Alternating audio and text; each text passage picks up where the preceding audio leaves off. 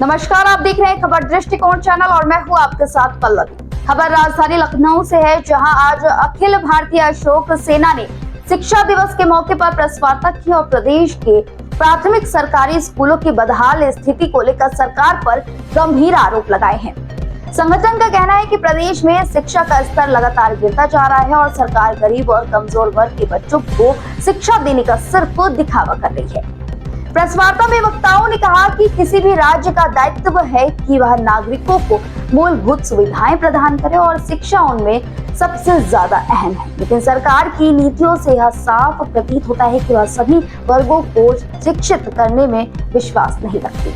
संगठन ने साफ कहा है कि प्राथमिक विद्यालयों में हालात इतने खराब है कि वहां शिक्षा का स्तर प्राइवेट स्कूलों के सामने टिक नहीं पाता है। ज्यादातर बच्चे एससी और ओबीसी समाज से होते हैं। ऐसे में उन्हें गुणवत्तापूर्ण शिक्षा से वंचित रखना समाज और राज्य दोनों के भविष्य के लिए गंभीर खतरा है।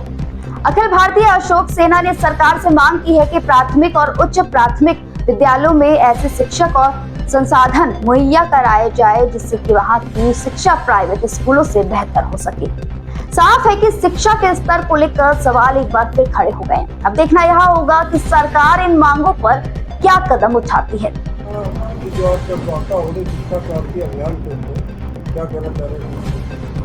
अभी आपने देखा होगा कि प्रदेश सरकार ने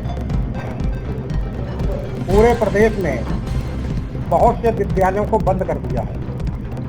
छात्र संख्या की कमी बता करके तो अशोक सेना के लोगों ने इस पर बहुत अध्ययन किया, गहरा अध्ययन किया कि आखिर इन विद्यालयों में छात्र संख्या कम क्यों हो रही है। इस पर हम लोगों ने गहन अध्ययन किया तो हम लोगों ने शिक्षा क्रांति अभियान चालू किया है और इस दौरान हम लोग जनता के बीच जाएंगे। जब सरकार उस कार्य को न कर रही हो तो सबसे बड़ी मालिक है जनता। भले हमारे प्रधानमंत्री हो, मुख्यमंत्री कुछ भी हो, इस देश की जनता मालिक है। तो हम लोग जनता के बीच जाएंगे, जो ये हमारे बिंदु हैं, इन बिंदुओं पर चर्चा करेंगे और चर्चा करने के बाद जो भी बात निकल आएगी उसके आगे हम लोग आंदोलन तय करेंगे। जैसे हम लोग शिक्षा क्रांति अभियान की शुरुआत 11 सितंबर से महोबा से करेंगे और उसके बाद जनता की राय जानने के बाद हम लोग संविधान दिवस 26 नवंबर को विधानसभा पर प्रदर्शन कर सकते हैं अगर सरकार ने इस पर गौर नहीं किया। ये हमारे बिंदु है। हाई कोर्ट का जजमेंट हुआ था, जो लोग सरकारी पोस्ट के वेतन ले रहे हैं, चाहे वो डीएम का बेटा हो, चाहे चपरासी का बेटा हो, और चाहे वो सांसद हो या विधायक, कोई भी जो भी वेतन ले रहा है, इनके बच्चे सरकारी स्कूलों में पढ़ें। हम लोगों की ये मांग है कि जो बच्चे सरकारी स्कूलों से पढ़कर आ रहे हैं, आज भी 75 सालों में बहुत से बच्चे आज भी फर्श पर बैठकर पढ़ते हैं और एक एसी में बैठकर पढ़ता है। दोनों में क्या कंपैरिजन हो सकता है। तो अशोक सेना की मांग है कि जो लोग बच्चे सरकारी स्कूलों से पढ़कर आए हैं, उन बच्चों को हायर एजुकेशन और नौकरियों में वरीयता दी जाए, यानी उसको अलग से बोनस दिए जाए, तब मेरिट बनाई जाएगी। अशोक सेना की मांग है। अगर इन मुद्दों पर सरकार ने गौर न किया तो अशोक सेना जमीनी स्तर पर इसको आंदोलन चलाने के लिए बात होगी, जिसकी जिम्मेदारी प्रदेश सरकार की होगी। अब हमारे महासचिव जी हैं, थोड़ा एडवोकेट, राष्ट्रीय मुख्य महासचिव, अखिल भारतीय।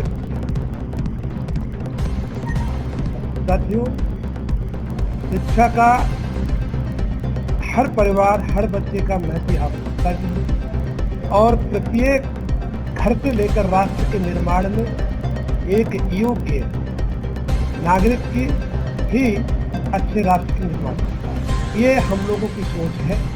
और इसी सोच के माने जैसे पिछले कुछ समय से सरकार ने निर्णय लिए थे कि 50 की संख्या जिन विद्यालयों में कम होगी, वहाँ पर के बच्चों को दूसरे विद्यालयों में मर्ज किया जाएगा। हालांकि सरकार ने इस पर अपना पीछे कदम उठाया है, लेकिन मेरा फिर भी कहना है कि अगर बच्चों को शिक्षा अच्छी दी जाए तो विद्यालयों में बिल्कुल भी संख्या कम नहीं होगी।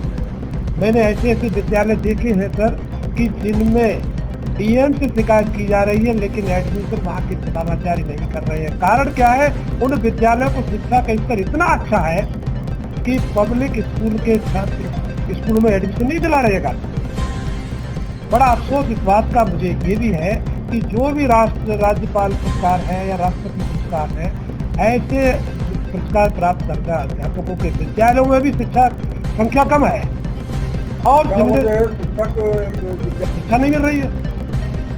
भाई हमारे उत्तर प्रदेश में पूरे भारत इतना विकसित देश नहीं है जहाँ पर आम नागरिक हर आम नागरिक अपने बच्चों को पब्लिक स्कूल में शिक्षा दिला सके, ऐसा नहीं है। गरीब के बच्चे ज़्यादा है, उनका प्राथमिक स्तर पे ही गांव में दूर है विद्यालय, नहीं जा पा रहे, छोटे बच्चे अपने स्कूल प्राथमिक स्कूल में जाएंगे और वहाँ पर शिक्षा दी नहीं गई। अगर उनको शिक्षा ही नहीं दी गई तो मजबूरन वो क्या करेगा। अगर गार्जियन थोड़ा समझदार है, अपने बच्चे का हित चाहता है, तो वो मजबूरन या तो दूसरे विद्यालय में ले जाएगा और जहाँ शिक्षा मिल रही है वो वहाँ जाएगा। अगर हम लोगों को भी अगर अच्छी चीज मिले कहीं, पानी एक गंदा है, एक साफ पानी थोड़ी दूर है, तो हम दूर पानी देंगे ना। इसीलिए मेरा कहना है कि अगर सरकार शिक्षा अच्छी दिलाती है, मेरा मुख्य मकसद है बच्चों को शिक्षा अच्छी दिलाती है, और शिक्षा जब दिलाएंगे तो स्कूल जो बंद हो रहे हैं वो नहीं होंगे। दूसरी तरफ आप देखिएगा कि प्राथमिक विद्यालयों में आ रहे, मैं तो सरकार को मानूंगा, सरकार के अधीन तो शिक्षक है, पूरा विभाग किसके अधीन है, शिक्षक के। अब शिक्षक की आप कहेंगे गलती क्यों है, मैं शिक्षक की गलती इसलिए कम मानता हूँ कि आप देखिए हर विद्यालय में कहीं ना कहीं एक शिक्षक को किसी न किसी माध्यम की मीटिंग जाना है। अब विद्यालय में कक्षा है 5,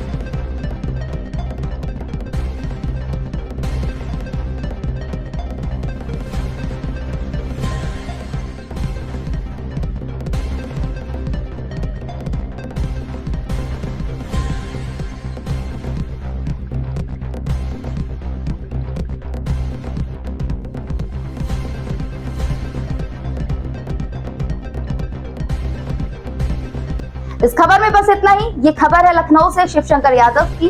बाकी आगे के ऐसे देश दुनिया की तमाम खबरों को देखने के लिए हमारे चैनल खबर दृष्टिकोण के साथ बने रहे।